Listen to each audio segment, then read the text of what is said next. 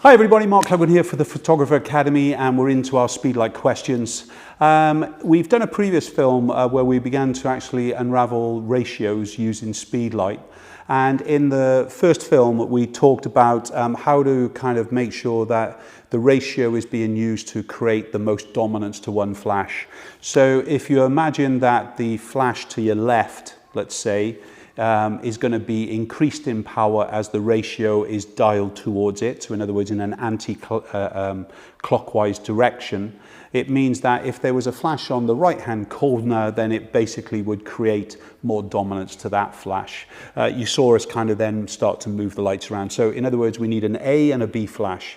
A and B are where the ratios are going to be controlled against, and you can have multiple flashes in A and multiple flashes in B as well, okay? So in other words, what we've got here, just a quick recap with it, if I kind of just use the A and B, the flash on camera is going to be set to fire to begin with, which it is. Okay, this kind of does the job. There's a bit of bounce light coming off this flash as well. If I don't want this light to fire, basically by pressing just, all I did here was press one of the menus, and then all I want to do is press this button to switch the illumination, the kind of the spark coming out of this one, and that means it's now not going to fire. Let's just do the same shot. So then it's just the two flashes that are going to go off with it and things really.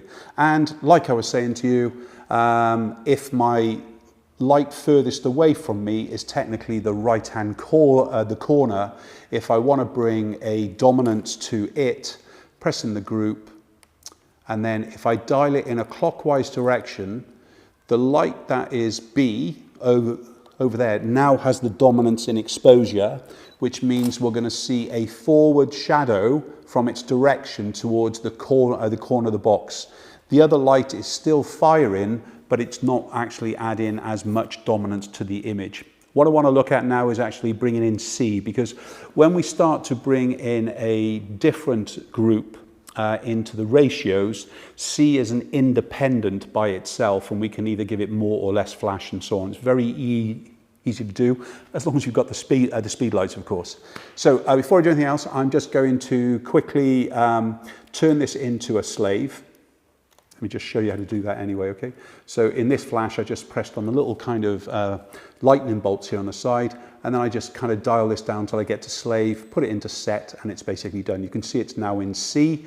If it was in a different group, I would just click on the group until I got to the C, as it were. Right.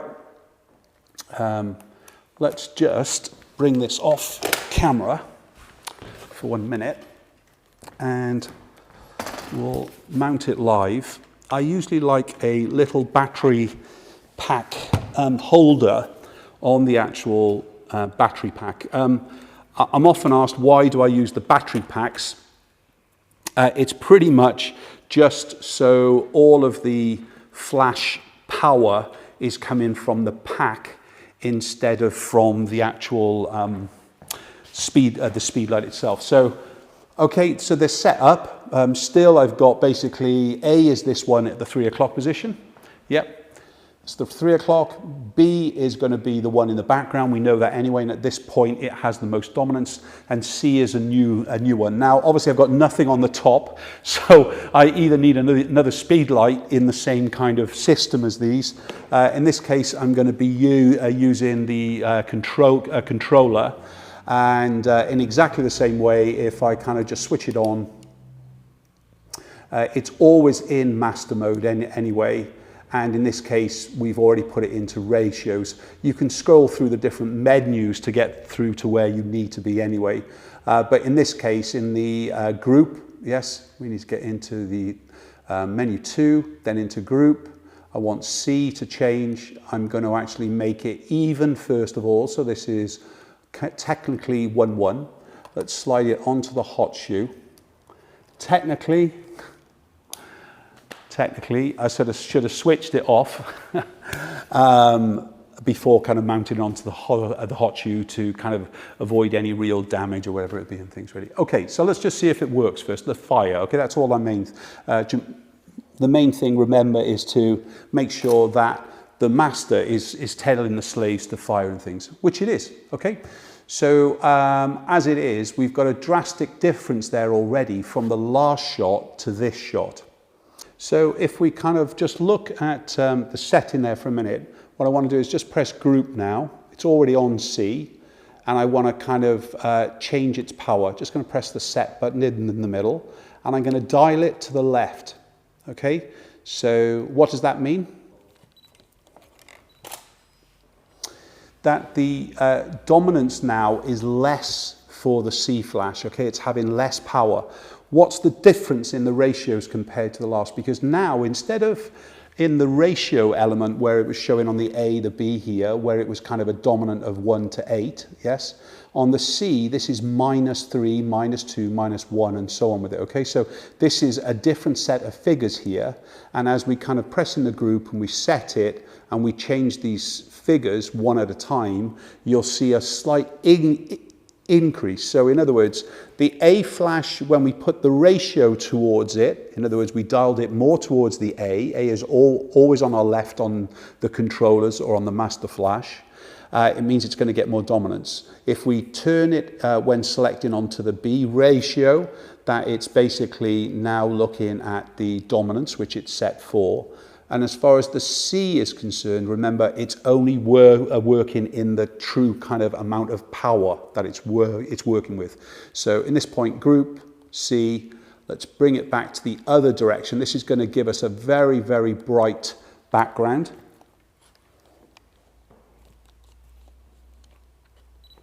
So remember, we've increased C technically by 6 now, okay? So you can see the difference in that straight away. So whereas it was dialed all the way down to -3, now it's dialed all the way up to +3 from what was the middle. I wonder if we can just have a quick look at all 3 of those images together, can we please? So this one and the last 2 images as well.